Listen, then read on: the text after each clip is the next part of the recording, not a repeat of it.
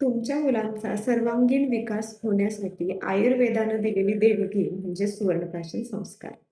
नमस्कार, मी डॉक्टर कोमल कांबळे. आज आपण सुवर्णप्राशन संस्काराबद्दल जाणून घेऊ. आता सुवर्णप्राशन म्हणजे काय? तर सुवर्णाचं शुद्ध भस्म, काही औषधी चूर्ण आणि मध या तीनही गोष्टी एका विशिष्ट प्रमाणामध्ये मिक्स करून एकत्र करून त्याच्यापासून एक औषध बनवलं जातं. याला आपण सुवर्णप्राशन म्हणू शकतो. आता हे सुवर्णप्राशन द्यायचं कधी? तर प्रत्येक महिन्याच्या पुष्य नक्षत्रावर आपण हे सुवर्णप्राशन देऊ शकतो. सुवर्णप्राशन संस्कार हे आपल्या बाळांमध्ये नॅचरल इम्युनायझेशन सारखंच काम करत असतं. आयुर्वेदामध्ये लेहन संस्कार सांगितला गेला आहे. लेहन संस्कार म्हणजे चाटण्याच्या स्वरूपामध्ये औषधी देणं.